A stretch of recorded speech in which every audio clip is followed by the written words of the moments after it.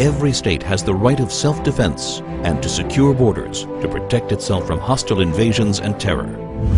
Israel is a small state surrounded by Arab countries 650 times its size, some of which are large bases of global terror.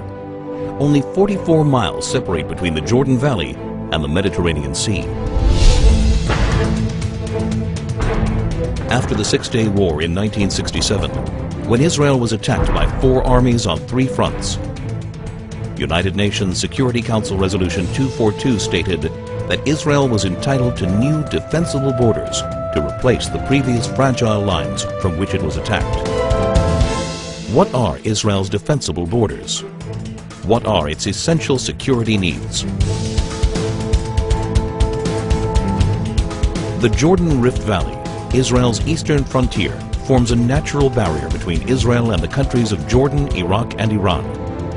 The Jordan Valley rises from an area that is 1,200 feet below sea level to a hilly ridge of up to 3,000 feet, creating a steep 4,200-foot virtual wall opposite any force attacking from the east.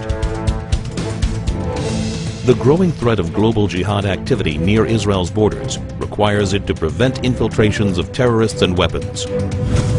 When Israel left the Philadelphia Corridor in Gaza, it became a highway for the infiltration of terrorists and the flow of hundreds of tons of ammunition and weaponry from all over the Arab world, aimed at Israeli civilians. The Jordan Valley is the equivalent of Gaza's Philadelphia Corridor in the West Bank. To defend itself, Israel must retain control over the Jordan Valley.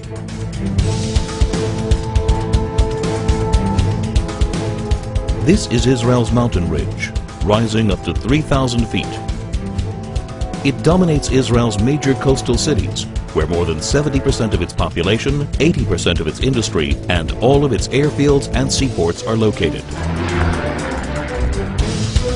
Missiles launched from the Judean hills pose an immediate threat to Jerusalem, Israel's capital. Israel's only international airport, Ben Gurion, would be in the range of even primitive rockets, while all planes taking off and landing would be threatened by shoulder-launched anti-aircraft missiles. More advanced weaponry would be able to hit virtually any point in Israel. If Israel were forced back to the 1949 armistice lines, the Green Line, the country's width would be reduced to a narrow 9-mile waistline that would be impossible to defend. That's why any future arrangement must include Israeli control over key areas of the mountain ridge and a demilitarized Palestinian state. Israel's narrow borders means a combat aircraft can cross the entire country in under 4 minutes. In less than 2 minutes, an enemy plane could penetrate the country's airspace via the Jordan Valley and reach Jerusalem. In order to thwart an aerial attack on Jerusalem, a hostile plane must be shot down at least 10 miles east of the capital to prevent it from crashing into major population centers. Therefore, Israel must be able to identify hostile planes before they cross the Jordan River line and intercept them shortly after. To defend itself, Israel must control the airspace over the West Bank. Israel's transportation arteries, and in particular the Trans-Israel Highway, enable travel and connection between Israel's regions. They also assure the mobility of the Israel Defense Forces in case of attack. Protection of these vital arteries is essential in order to ensure that 1. Civilians aren't victims of terrorist gunfire. 2. Regions of the country cannot easily be cut off. 3.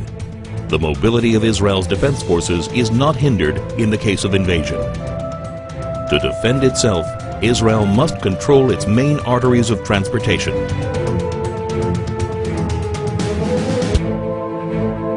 There is enormous uncertainty about future trends in the Middle East. Iran is determined to become the supreme power as the U.S. withdraws from Iraq.